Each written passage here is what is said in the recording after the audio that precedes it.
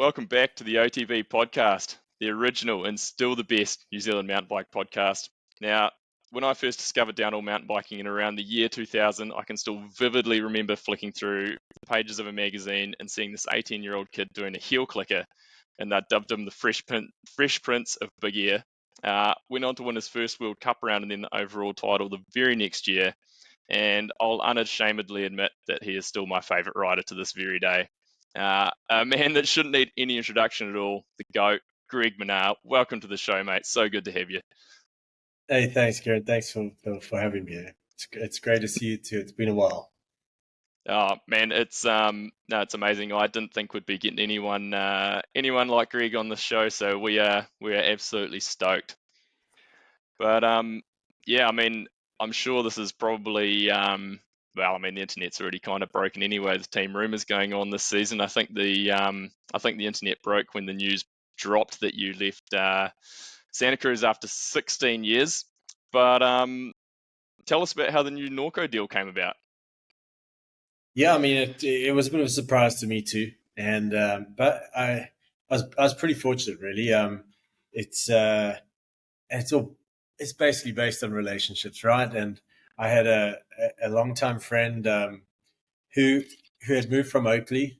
Gwen van Lingen was the VP of marketing at Oakley for many years internationally, and she had now moved into the bike industry. And she was out at our wedding in April, and we were having a chat, and she was saying how she's possibly taking up on this opportunity. And anyway, when things kind of went down, we've always been good friends, and I was just balancing some stuff off her, and she just said, "Well, hey, why don't you come join Norco, and we'll celebrate things and make it, make a celebration out of it." So I was like, "Well, shit, I don't actually know too much about Norco, to be honest. I mean, I've seen the bikes, it's been around, but it didn't seem exciting, right?"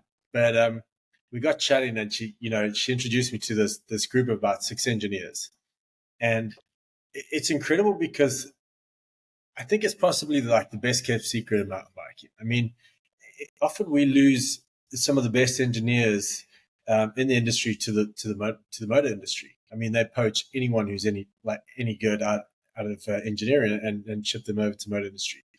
Somehow these guys have got a stacked pile of engineers that all come from the motor industry. I mean, not all of them. You got David Cox who leads engineering, and he comes from like McLaren Automotive. I mean, that's pretty impressive. And then there's Adrian Ward, who spent like 7 years in McLaren F1. Once they rolled this out and full-time suspension kind of development center within in-house, and that's run by Colin Ryan. I mean, they've got tons of data and telemetry of all different bikes and dynos and everything. And I was like, how did I not know about this? So that's a well-kept secret. I mean, surely you would have thought the same, right? It's I had no idea they actually had like a race department in engineering. So they've got a test rider engineer Kirk who races at a really high level. He's going to be racing the World Cups too, but he tests a lot with the guys and gives a lot of great feedback. So I had no idea that it was such a stacked team.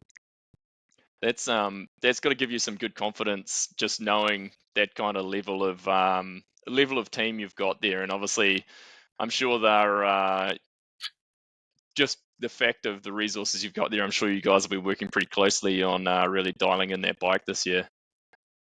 Yeah, I mean, we got talking about the bike, and that bike too is, I haven't,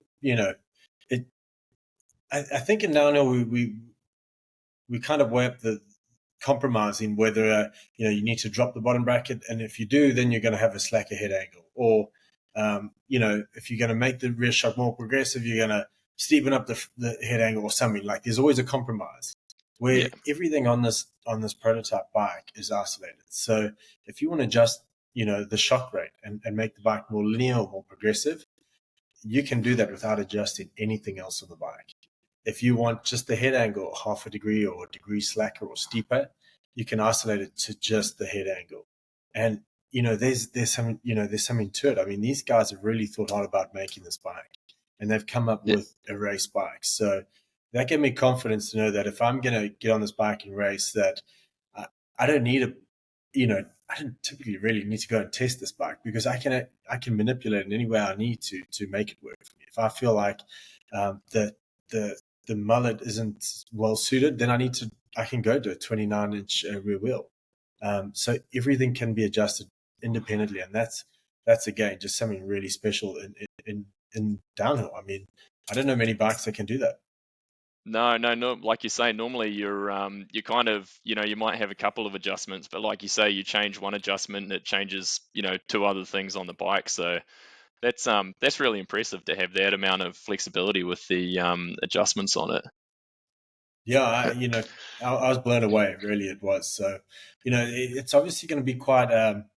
It was quite a big change for me to go off of Santa Cruz to a high pivot, and I was a little bit nervous, but also trying to be open minded to see how this bike rides and reacts. But you know, with everything being so adjustable and so isolated, it makes it a lot easier to control where you need to direct the change, Yeah. and that gave me a lot of confidence in the bike.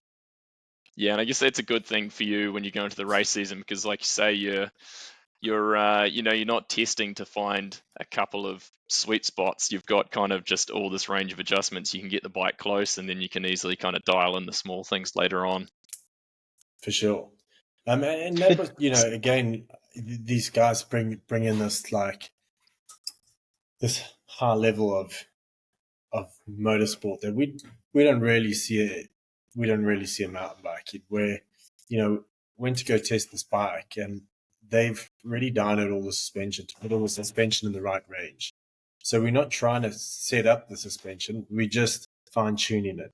So it makes the bike a lot easier to ride. So there's a lot of adjustment. There's a lot of adjustment everywhere. But these guys were so prepared. They had set this bike up to what they felt would be a good starting point. And that makes such a big difference. I mean, preparation is key with that. So, within 5 runs, I felt super comfortable on the bike. Already doing pretty decent times on it. So, it was really a good start. Did you ride it before signing, Greg? I didn't know. Well, that is confidence. When you've got a great team of engineers backing you, and they speak to you about the bike and tell you exactly what it can do, and where the adjustment is. Nowadays the suspension is really good, and you can get away with refining the bike through the suspension. But this just takes it to another level where you can absolutely manipulate each part of this bike to make it work. So. I was fully confident after knowing what this bike can do that I'll be able to race I'll be able to be competitive on it. That's awesome to hear. I guess that's a little bit of confidence in yourself too, to be able to set a bike up to work rather than rely, solely on a team. You know yourself, you can make things happen. Yeah, I mean it's always nice to have a team backing it up, right? And the team's really important when things aren't working. When you need that boost of confidence, or you need some kind of platform to then propel yourself up again. That's where, to me, a team's super important. But when things are rolling well, it doesn't matter what team you are; it's going to roll really well. It's to eliminate those bad drops, and when you do drop, or if you have a drop, to then rebound as quick as you can. Hey, so I mean, obviously, I think the kind of narrative had been looking like 2024 was going to be your last season, but do you kind of feel like maybe you have a little bit of refreshment on a new bike? Do you still think that's the case, or maybe some future plans still going on? Maybe a bit of a Ricky Carmichael kind of, era to do a few races next season or something as well? No, this season, 23 didn't go well. We had like the whole format change. We had a new bike.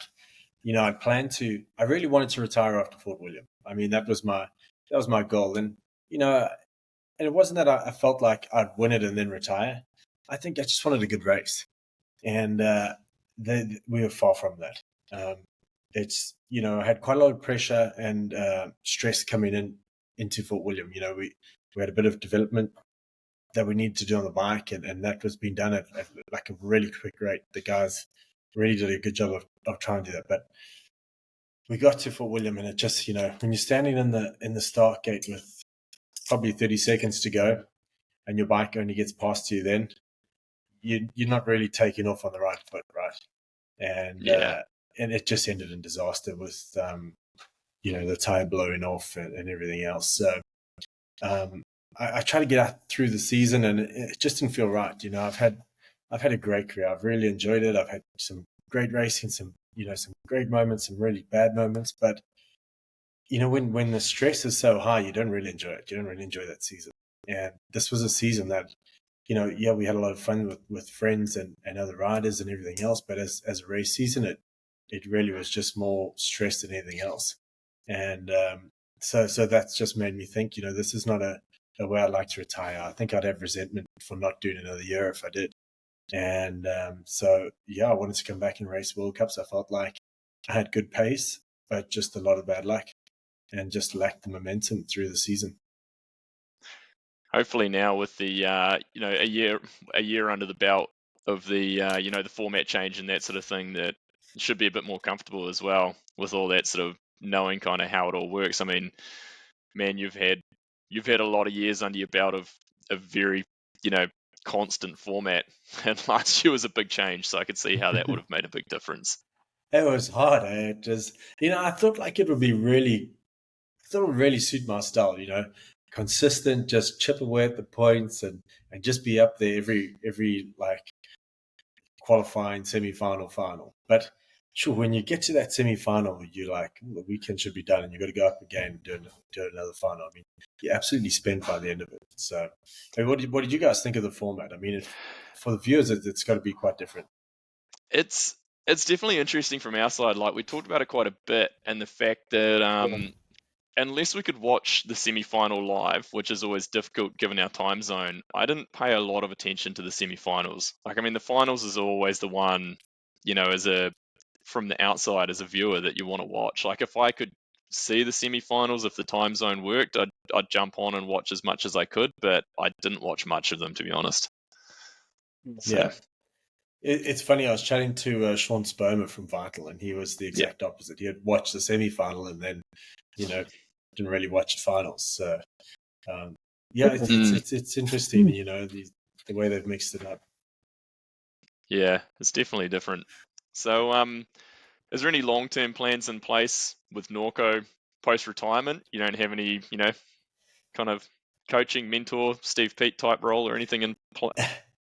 Yeah, I think, my role into the team is not really as a racer. Okay, I'm going to definitely be racing for 24, but, my main role in the team is to set this up and direct this team and guide it. We want to really level up and try and be like a team that pushes the boundary of technology and in terms of race support. So from trackside assistance to how we can get the engineering and to really support the rider in another level. So from an engineering side to trackside assistance, to being in the pits, to just absolutely take everything off the rider and let the rider just focus on racing. We're working on different things to try and break down sectors to try to find exactly where the rider's going to make time or lose time. As a racer, you can be 2 seconds down in a sector, and you look at a sector and there's 10, 12 corners. And so, you're like, how do I find these 2 seconds? Like, which corner was it? Was it 1 or was it 12? And so you can completely look in the wrong place, and suddenly you lack confidence thinking you're on the wrong line or something else. Meantime, it was, maybe just dabbing a little bit too much brakes on a corner that you didn't realize you need to carry so much speed on. So I think trying to really work hard at figuring out where on track the riders are losing time and where they can get support. I think that's super important. So, there's definitely teams out there like Commensal and Specialized doing a great job of really honing in on race support, and I think that's exactly where we want to be. And I think we've got a great team to find a way to really challenge that. Greg, obviously, we've talked about the bike and things, and obviously that frame itself's a big change for you. But there's been some, I guess, parts and things that have been really consistent almost through your whole career. I'm thinking suspension, you've been on Fox a long time, Maxxis, I can't even think of a time when you're on anything else. Is there anything you're bringing through to this new deal, and maybe even that goes for people as well, like your mechanic and things? Is that something you're bringing across? Yes. Yeah, so that was kind of special too. You know, when I first chatted to Sean, the CEO of Norco, he just I said, you know, what you know, bike's one thing, suspension, tires. You know, what are we using? And he's like, what do you want to use? We want to have the fastest team on the best bike. What do you think is best? That's what we're going to go with. We're not going to align ourselves with anyone. Here's like a blank sheet. You go build this best bike. And so that was one of the first steps. Is you know we're going to go with Maxxis tires. I think they've got like a consistent range for most conditions. I think it's a really good tire.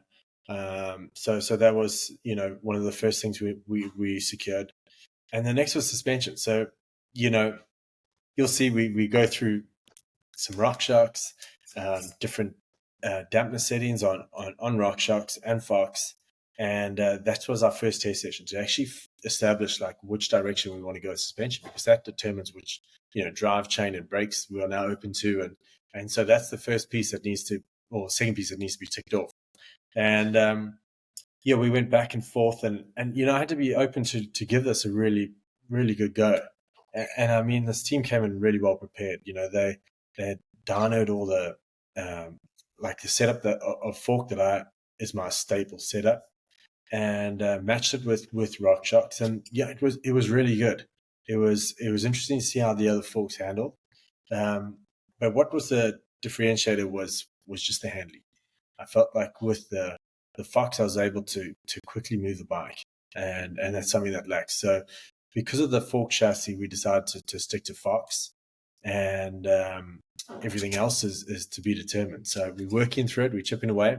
We're obviously quite late to the game. The season only finished in middle of October, so everything only kind of came into play in November, and so December's kind of a half month with everyone closing, so it's a little bit on the back foot, but we'll push through now in Jan and finalize the rest of the bike. That's pretty cool that you've gone in with that full, or been able to go in with that full open mindset of let's try everything, let's build the best bike we can. Like that's got to be a nice feeling to not be, stuck in we have to run this brakes and we have to run this wheel, etc., etc. So that'll be cool. Yeah, it's a different approach, but it's I feel like the culture that's been driven by Norco is a complete culture of race. And it's something you can't really, I mean, you can try and have this culture within a team, but if it's not driven from the back end, it's really hard to follow through with. And I think that's really cool. This whole team, like the whole culture around it is to performance and being the best, having the fastest bike and the best team around to be the best. So, I mean, that's really cool. That's awesome. So, you're currently at home in South Africa, and I know you've always generally liked to spend a good amount of the off season there, just kind of, I guess, to wind down and get away from the whole scene for a while. But I think you normally take a good break from the downhill bike as well. But has that changed this year? Have you been riding more downhill?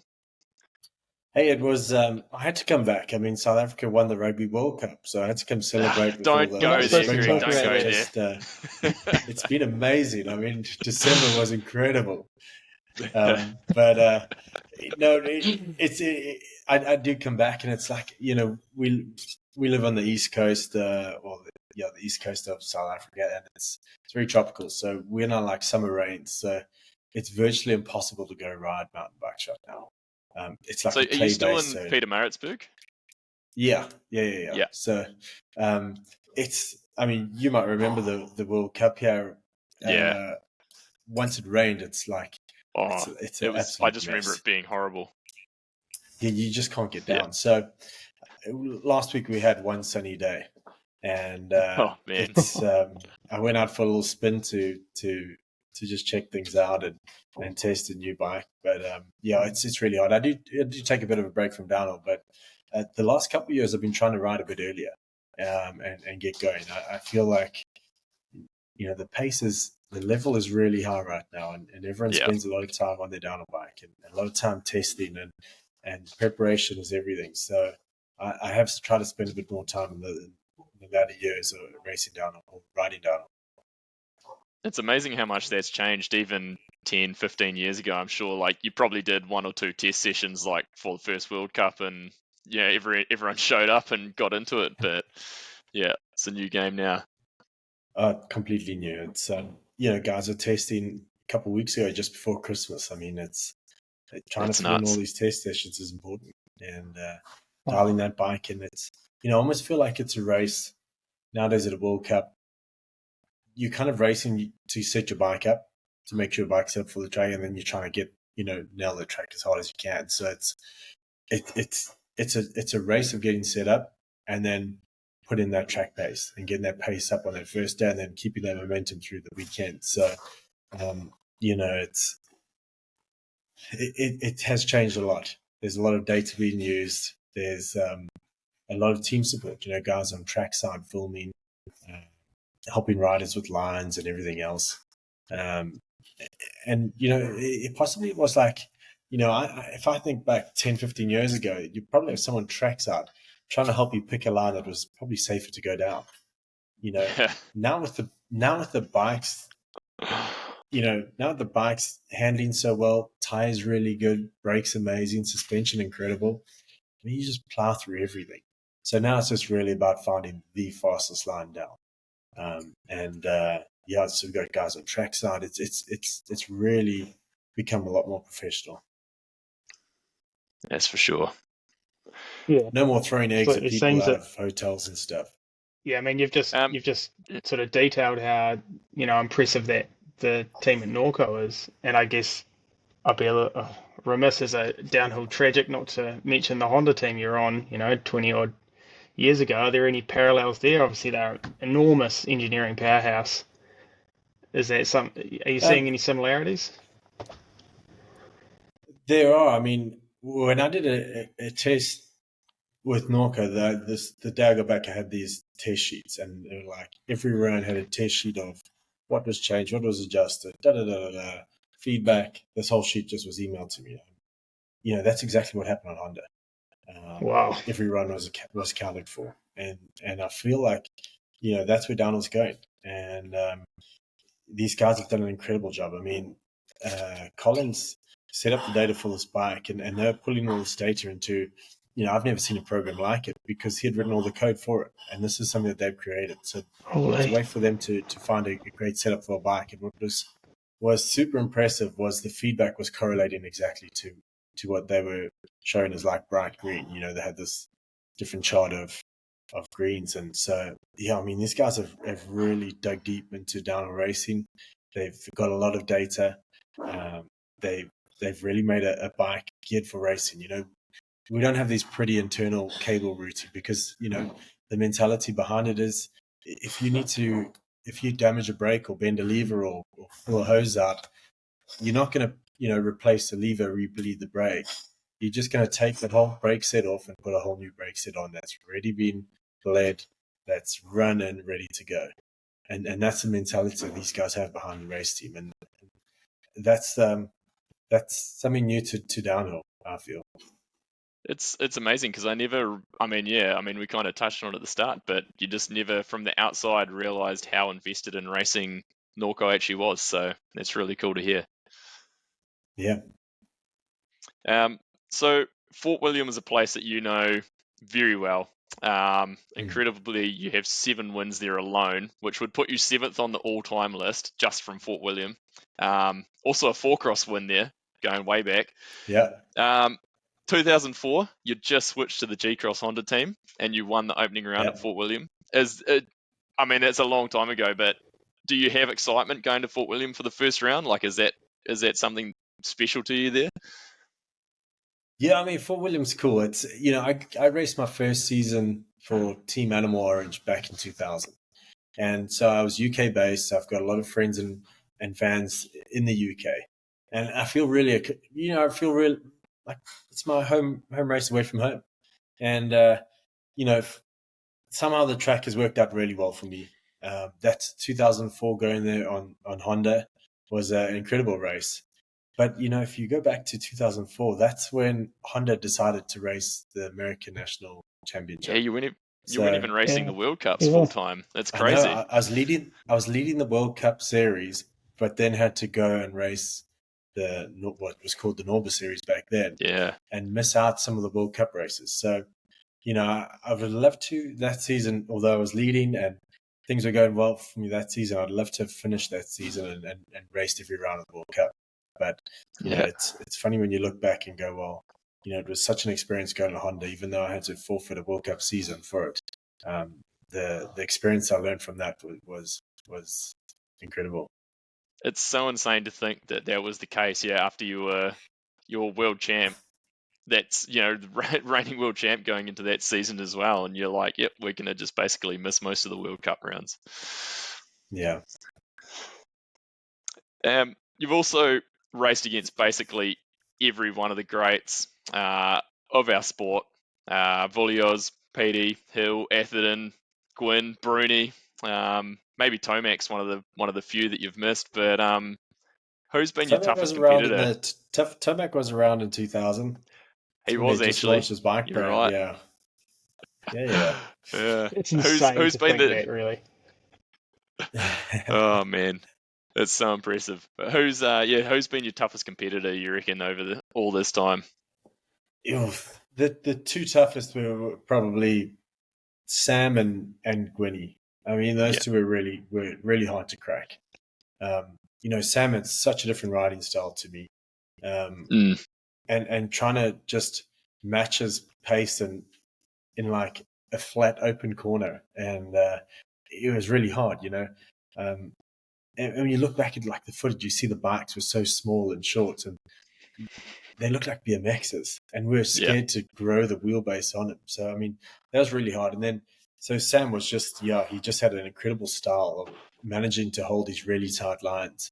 And then Gwynny was just he brought this new pace that was, I would think pre-Gwynny, you would attack a technical section, you'd get onto like a road or interleading section, you'd rest up a bit and then attack the next section, and then you'd break your track up into like multiple little sections and have a bit of time to rest the hands and then go hard again.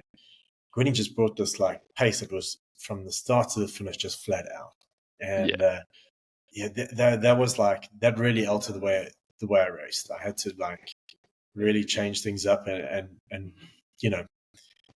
you're riding at like 110% from start to the finish. I mean, the risk is super high, but that's what you had to do to try and beat him. Yeah. And man, it's only elevated from there too. It's going to be cool to see where the sport goes in another few years. The Yeah, pace that'll be you're there. exactly right. I mean, now you go to a place. One track I think of is Leger, where that pace Yeah. is so hot, and you're trying to like squash the bike and hold it down and just get the wheels on the ground so you can actually like take the corner, and you're drifting through this, slapping into a soft sloppy berm and off a road gap, and it's incredibly high pace, especially through all those forests. So yeah, you're right, it has adjusted, but I think those two riders definitely, there was a very big adjustment from the Samuel era and the Gwynny era. Those two adjustments were quite hard to match. Yeah. No, some of the stuff, yeah, I mean, was racing at that point. It's like some of the lines that Sam would take through technical sections, and you're just looking at it going like, how was he riding this? Like, how was he making the bike actually go through there? And he's just floating through it. So no, it's been some seriously impressive guys to watch over the years. Yeah, I mean, Sam's riding was incredible. It really was. He some of those lines he could hold. Sometimes they didn't pay off. No, Quite often, not all the time. but when they did, I mean, it was impressive. Though. He kind of reminds me of James Stewart, like just crazy speed, but probably, obviously he had a lot of wins and a lot of incredible wins, but probably not to what he could have done if it had, just stayed a lot more wheels on the ground and held it Sure, together. yeah, that's true. Is there an era of racing that you sort of are most fondest of, Greg? Is it now? Is Any it 10 particular years ago? race? No, like I I guess mean, we're talking about hill and things, but yeah. Any particular race or season or whatever, yeah. well, I mean, the seasons that I beat it were amazing to beat. I mean, it Yeah. didn't happen often, but when it did, man, I enjoyed it. But I mean, Sam and I had a great season in like 2008, 2009. 2008, I just beat him, and I think 2009 he beat me. But around that time, where it was, and the G Atherton was kind of sneaking in there too every now and then. Petey was still around. That was a good era of racing, but also having a good time. I mean, Yeah. There was a good I think balance. there was a good balance. I mean, that No balance social is media. definitely no social media. You couldn't get in Yeah. trouble. There was a great balance of racing and then socializing. Whereas Yeah. there's not much balance now. It's all racing. But in saying that, it's the sport's got a lot more professional. It's a really a professional sport where the team counts. Yeah. The support from the team, how the team can secure the rider and support the rider in many ways makes a big difference. So that's exactly a part of the plan with Norco. So, speaking of memories, James, you had a question, another memory question. I've got one We're for you, obviously James, both quickly. I mean, the surname is Rennie. I mean, is there any relation there? It's no relation. No relation. I wish. Yeah. We're obviously both Kiwis, so we're keen to hear your, I guess, best memory of racing in New Zealand. And I really hope it's not. Was it 2017, Kieran, when you pulled him into a section and he injured himself in I Rotorua? think it was about 2015 at Crankworks. Yeah, 2014, wasn't it? Oh, It was something around there. 14. Yeah. It was, Yeah. I think you busted up your thumb. Yeah, I had a stena lesion on my thumb. So, I Yeah. mean, the best memory there was just the South African mafia who managed to, within 24 hours of crash, he managed to operate on my thumb, and I was back recovering with like literally 24 hours. So, Oh, that's right. that was pretty good. Yeah. That's impressive. It's amazing what you can get done with the people who you know. Yeah, absolutely. Yep. The other one we had was, what is your best memory of a New Zealand downhill rider? Can be on Oh, or off the geez. track. I mean, there's a few. One in particular was the Bulldog. I mean, the Kiwis have been around. I mean, I remember my first race in Shadow Day in First World Champs in 97, and we were staying pretty close to the Kiwis. And I remember Caldi and a few others. I mean, they're pretty loose back then. Kiwis have always known to be loose, right? Yeah. There's a few. Nathan Rankin trying to do a gainer off the stairs in Andorra going into the nightclub. That's a good memory. I said to James, I was like, I hope he brings up Rankin trying to flip in Andorra. And there it is. And that's right. Where we live in Andorra, it's just down the street, and there's a restaurant we No go and way. visit, and it's right in front of it. I talk about that. One of the good ones was Bulldog. I mean, it was Valdesol. I can't remember what year. He must have been on Evil. He was in yellow, for sure. Yeah. And I remember coming down into the first rock section. It's pretty steep up there. And yellow flag and stop. And there's Bulldog walking back up. He's like shot off track. He's hit the TV tower and he's gone cartwheeling down the hill. And they're trying to get him out the netting and everything else. And so big course salt. So anyway, he gets up. He heads down the track. We keep riding. We get about midway down. Another big course hold. And there's Bulldog coming out the bushes, barks on the other side of the track. He dusts himself off, gets back up, starts riding down again.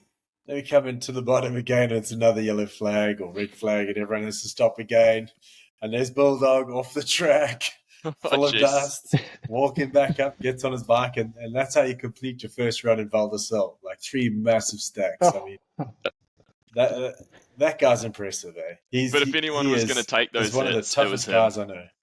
Oh, yeah, for sure. And he probably loved every moment of it. I mean, I think he lost his. Oh, yeah. I think he lost his GoPro off his helmet because he had hit the TV tower so hard that the GoPro just shot off down the. Oh, jeez. What an animal. You've raced 164 World Cups from what my bit of research tells me, give or take. I'm sure maybe there was one or two missing there or something, but alone, that is bloody impressive. At 46 different venues. Is there a venue that you would like to see make a comeback? Something from years back, something you're like, man, it'd be cool to go racing there. I mean, we had some great venues back in the day. I mean, Brazil was, maybe not the best downhill track, but what a great venue. It's a great venue, though. I mean, that was really, really cool. On the beach. Japan, on the beach, and then into the mountains in Japan. I mean, Japan was a super cool venue. Great track. I think, it would be nice to go South America, maybe back to Asia. It would be nice to expand the World Cup a bit more. But obviously now with all the teams investing so much in trucks and having these big pit setups, it's really hard to shift it all, globally. But there's definitely room. I mean, Big Bear in California is a great venue. Just outside Los Angeles. So there's a strong series now being established. The Clay from the US Open has really put on a good series now in the US, and I see Big Bear is back on, but that was one of my first World Cup top tens, and you can kind of see this resurgence of youth in America back into downhill racing. So that's really cool. I think we need to support US racing a bit. So taking the World Cup back to Big Bear would be great. Yeah, I think there's been a real lack in North America in the last 10 years, but man, some of my favorite races I've watched or seen footage of in the past was always in the US, and I mean that's why my racing kind of took me there, because that was just what I loved watching, where I wanted to be, and it'd be cool to see Big Bear and some of those old venues back. Yeah, I mean, back in the Norba days, the series was strong. They had a great atmosphere around the events. It was really cool. I do miss those days. I mean, racing in America is always good fun. Yeah.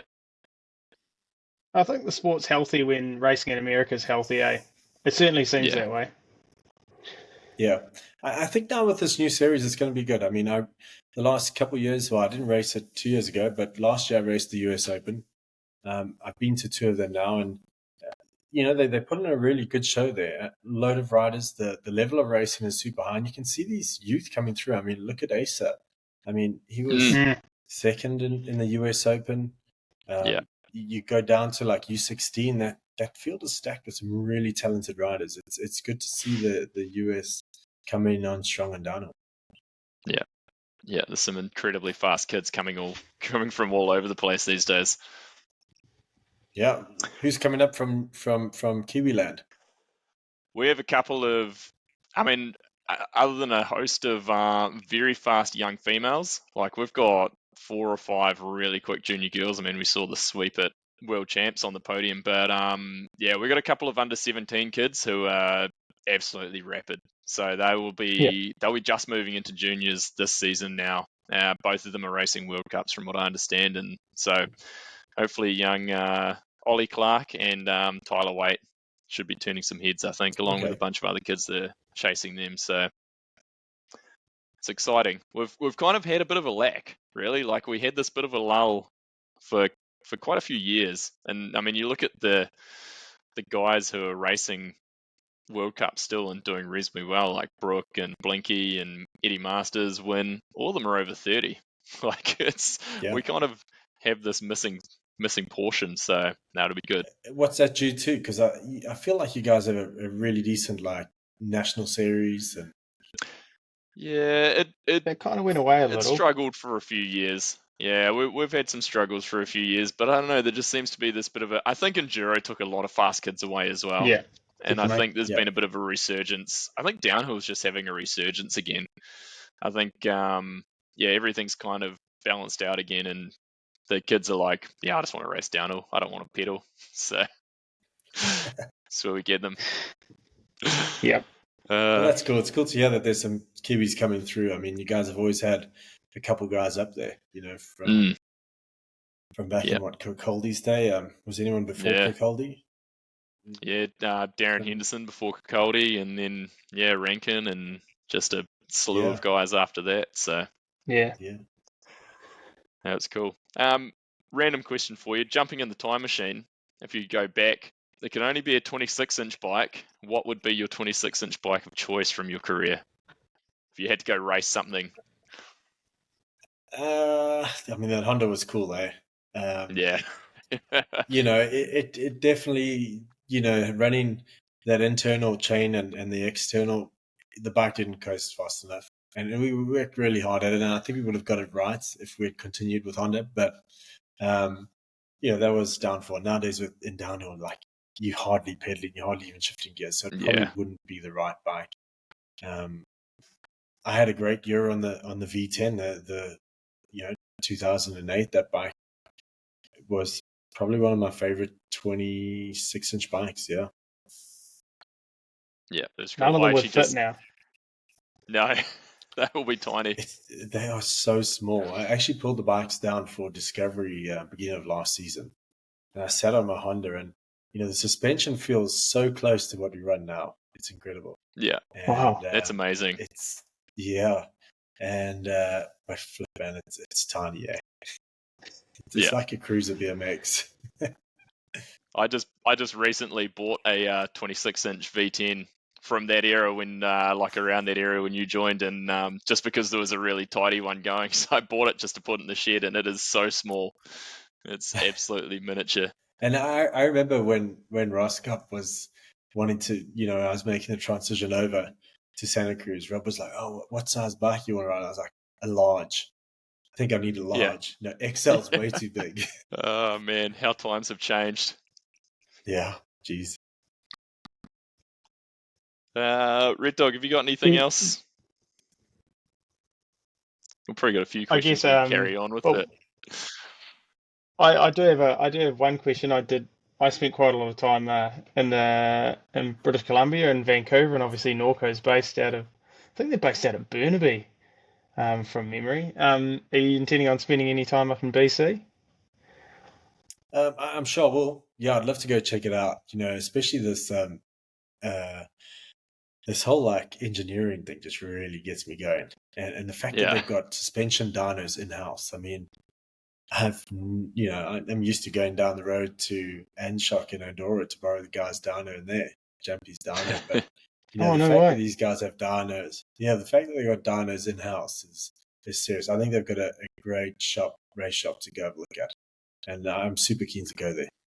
So I definitely will be making a stop off probably mid-season, maybe just before Whistler. I saw that Whistler's on my schedule, which I haven't been back to in years, but that's going to be exciting. Yeah, absolutely. That's cool. That'd be great. Couple of fun ones to finish it off. Who's your favourite teammate that you've ever had? Yeah, I got asked this last night, and I've had a lot of great teammates. I mean, PD was probably my longest teammate, and we've had some great times. I've known PD since he was dating his wife. She was on Animal Orange with me, so that's how I was introduced to. Yeah, so I was introduced to PD. But I've had some great teammates. If you go back to like Global Racing, there was Mick Hanna, Naoki Degawa, Missy Giovi. You've got like through the Honda, Brendan Faircloth, Matty Leikoinen, Cyril Kurtz. Then going on to like Santa Cruz of PD, Ratboy, Rennie. I've been super lucky. Loris Verger and Lucas Shaw, and Jackson Laurier. I've had, and Nina. I mean, Nina was the first female teammate I've had in a while. So I've been super lucky to have been on great teams with other great riders. I have been super lucky there. That's pretty cool. Actually answer your question. Hell of a lineup. No, you've had a lot of good teammates. I think with probably the one teammate who could come up with the most stories is probably PD. I mean, we've hung out a lot. Yeah.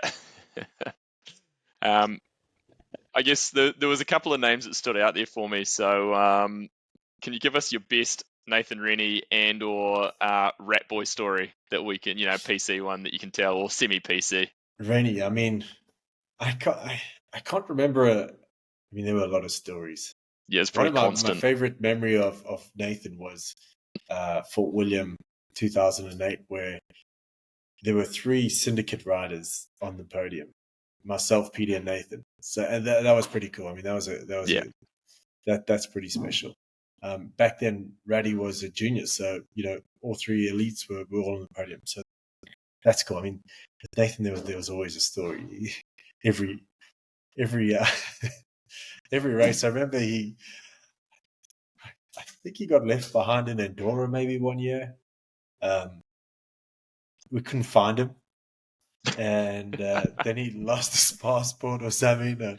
I remember there was a story around there.